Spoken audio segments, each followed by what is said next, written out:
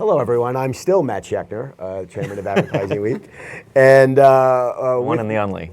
With me is a great friend. We've had a relationship with Ashwin and the Samba team all over the world. We were just recounting together where we've been together and where we'll be going together. I think Sydney will be next for us at Advertising Week APAC in early August.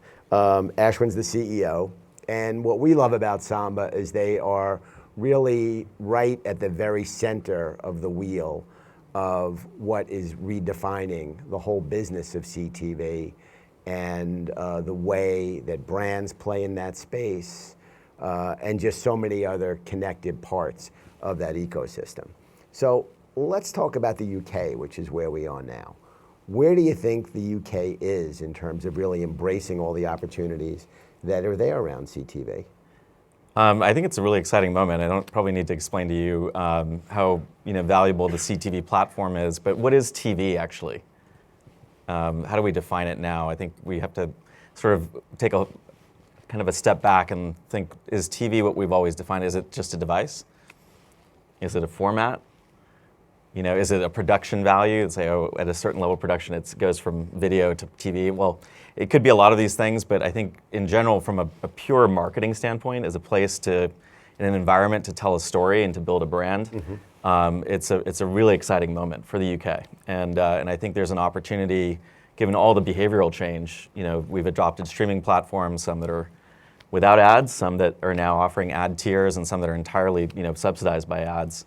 I think we have to really rethink, how do we build brands in this current landscape? And I think that's a great opportunity, a great opportunity to think about storytelling, not just on the, from a singular device in the living room, how we may have classically defined television, but, it's a canvas for brand building that exists on all devices and an environment that, is very rich, with high production value video, which is a canvas for brands to participate in now. Even in the most premium streaming video, which is ad-supported tiers. A singular measurement model is what this industry needs, and I think the UK is right at that moment to be able to bring addressability to all these screens, and then also to reinvent the measurement model as well. All right, so we'll come back to measurement, but let's stay where we started here, which is right in the UK. When we launched here, and I really want to draw on your global perspective, because Samba is a true global player. When we launched here, we came here because of the UK's historic strength and present-day strength in creative industry. And in particular now in a post-Brexit economy, creative industry is a big, big part of the economic development strategy for the company. In the TV space, a lot of the big players here, the traditional players, have a pretty good reputation as being progressive on tech. Going back a few years ago, one of the things that was said with the Comcast acquisition of Sky was they wanted their tech. Talk about where the UK fits in the overall tech equation around CTV. Yeah, so the US can be a little bit of a cowboy in general, in terms of the way it approaches things, and I'd say by comparison, the UK feels a lot more collaborative. Much more interested in figuring out the standards to do things. The CTV landscape, I'd say there's probably a gold rush over the last several years in the US that is definitely going to happen here too. For publishers that are putting ad-supported options in market, with the growth in just the adoption, that will bring attention and that will bring investment from a media perspective. But I think we have some unintended consequences of that we're dealing with in the US that maybe we'll get right out of the gate here in the UK. And specifically when you sit to watch video in your living room and you see the same ad over and over again, that's not a great outcome. But certainly we know there's a lot of volume of impressions. We know there's a lot of time. Without the great measurement model and data to support that investment, you can end up with some not so great outcomes for brands. So as we think about the UK, the US has had set-top box data for 20 years now. And so the innovation around measurement's been happening in the cable and addressable sort of footprint that the cable companies offer, like Comcast, for example, is a great example. But here, the addressability is likely to show up in a meaningful way across platforms and with a measurement model that can be invented to address how people watch video, not just through broadcast and over the air, but through streaming and through paid tiers as well. And so I think that's a moment. But we can't forget that a lot of people watch television on their phones.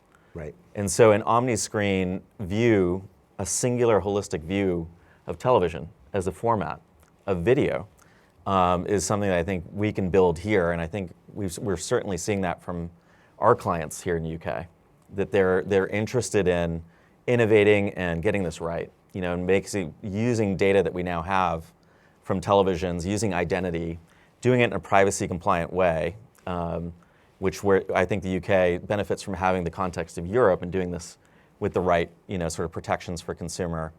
I think this is a really exciting place to be innovating. So more collaborative, is that a big For sure. takeaway? Yeah, I think that's the best way to think about that. the difference between the two, for sure. I think you're right. Okay, let's go back to measurement. Big topic, cross media measurement.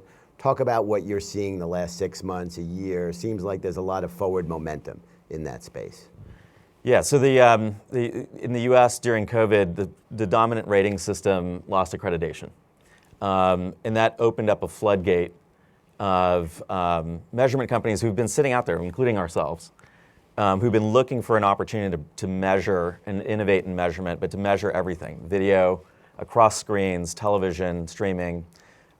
So we all sort of, I think really benefited from that opening, that opportunity. I think we're seeing now that even as the dominant currencies have resumed accreditation, that we've reached a sort of unstoppable level of investment, not only from companies that want to participate, but also the major buyers, the major sellers, who are basically saying we would like choice, because there's no reason why one currency or one measurement methodology should rule them all, or that should be used for across all different brands and tactics. Every brand, every marketer has a different outcome that they're trying to drive to. They may want to be driving reach at the top.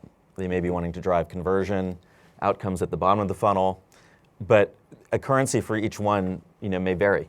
And a good marketplace should allow multiple currencies to exist, not just in digital, but also in television and across all these platforms. Great. So where do you think we'll be in measurement, looking in your crystal ball, a year from now? Well, certainly, the work we're doing here in the UK, I think follows some of the innovation we've seen in the US. And so I would expect, and certainly for the marketers in the room here, I would be pushing the industry, pushing us, to figure out how can we get more confidence, not just out of, digital spend, but across all investment. Mm-hmm. And how can we be looking at all investment holistically? I believe that we'll enter a world where clients will be transacting against multiple currencies, not only in the US, but here. And being able to do that in the sort of real-time fashion. So you're not sort of seeing a post after the campaign, but you're seeing insight into where things are going in the middle of the campaign and driving, obviously, media investment where you're seeing performance and the outcomes that you want. That's a much more efficient place for the marketplace to be in a year. All right, so that gets a big watch this space. You bet. Okay. Let's talk about something that's timely. Big partnership announced this week between Samba TV and Yahoo. Yes. Can we talk a little about that? So my alma mater, Yahoo, by the way, going back some time, but it was exciting to be able to put this out there.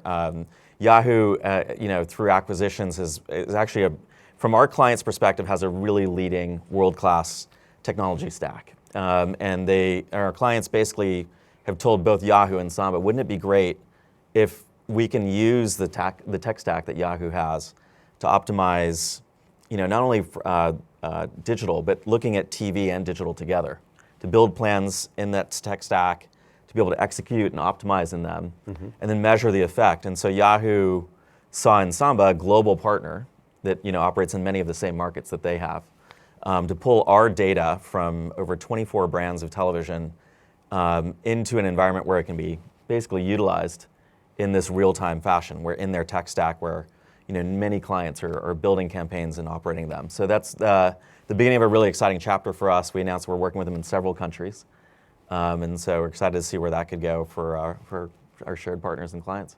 Great. So you talked about collaboration in terms of the spirit of what's happening over here in the UK, in particular relative to the US, but Samba TV is at the center of an awful lot of collaboration. Talk about that as a driver of your growth and your partners and clients' growth. Yeah, it's a great question. So I'd say for us, our business very much started with the marketers. And I think the reason why is we looked at the landscape. Those were some of the hardest questions we were getting. And I would say where we learned the most is, with the digital native brands, the brands that are CPG, retail, that were basically not satisfied with the measurement, the insight they were getting from certain areas of their media investment. And so we were challenged to figure out how do we get the same level of precision and understanding from TV as we were getting from digital. And so we took that as a challenge, and we built measurement methodology to suit their needs, basically always-on capabilities, real-time optimization capabilities with that group. And that's sort of allowed us to collaborate and cascade into media platforms. We work with great ad tech platforms like Xandr, PubMatic, Trade Desk, Yahoo, we just announced.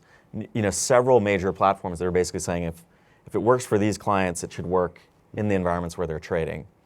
Holdcos, Havas Media, the Holdco Havas evaluated how they were looking at television. They saw an opportunity to basically redefine how they were planning investment with a data set that included not just linear, but also streaming. So they pulled our data set in because they felt, in addition to it being able to do both TV and streaming, it was more representative. And something that we see in the UK, we certainly see in the US, there's a lot more population diversity than traditional measurement methodologies really account for.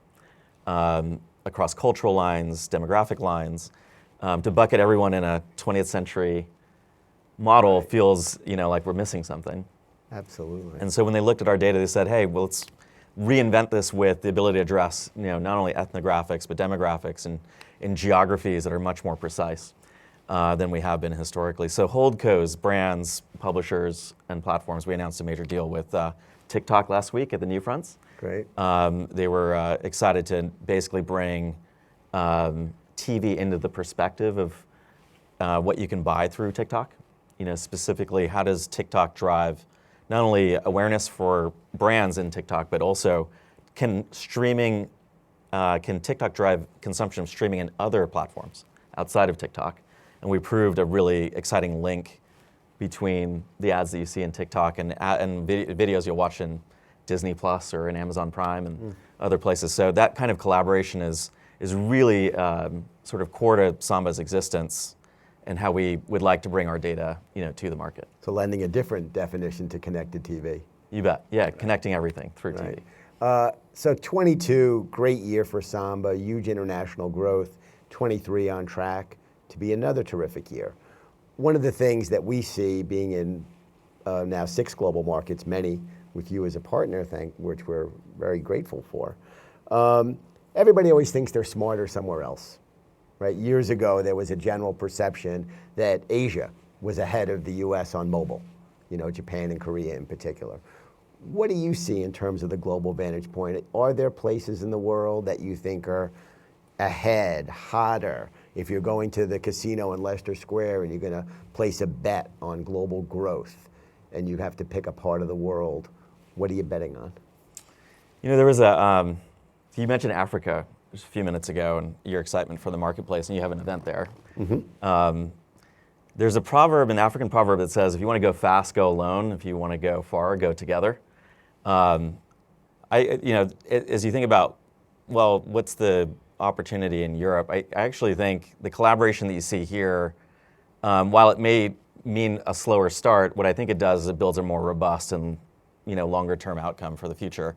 So I say this with all sincerity, I think in Europe, we got the privacy model right. And I think while the US may have burst out of the gates, I think they're gonna have to pull back some of that in order to get the privacy model right. And sometimes people wonder, is privacy that big of a deal? Do people really care? Do younger people care? It turns out that they do. In California, where a lot of tech companies are headquartered, polling for more privacy regulation pulled through the roof, and then we actually had the legislature put forward a privacy law that replicates a lot of the European principles for the US for the first time. And that's because it was by popular demand, not because the tech industry wanted it. They actually were fighting it. But now we have basically a bunch of companies now saying, shit, what do we do now? We got to go figure out what we're doing in Europe and maybe make that the global standard. Right. And so I think innovation here, it could actually be, kind of the role model for how we want to do it everywhere. Yeah, I definitely think from a regulatory vantage point, the EU is eons ahead of Washington, D.C., certainly. Some states in America, it's a little wacky because the states have a say and the feds have a say. You bet. Yeah, You bet. interesting. Okay. Yeah, and that's a mess, by the way. Like, you don't want privacy laws varying from state to state. And No. And of course, you've got massive lobbies in D.C. that'll slow And you everything see down. these hearings in Washington, and you've got an 85-year-old senator asking a question who I'm certain is still using AOL dial-up at home. It certainly seems. All right, just to wrap, before Vicki gives me the hook, we're back here next year, Advertising Week Europe 2024. What are you and I talking about that we didn't touch on today? Well, certainly, I think we'll be excited to partner with, many of you here in the room to figure out how can we challenge, sort of the legacy methodology. How can we build a more omni-screen view? Maybe we'll be talking about some great case studies and examples.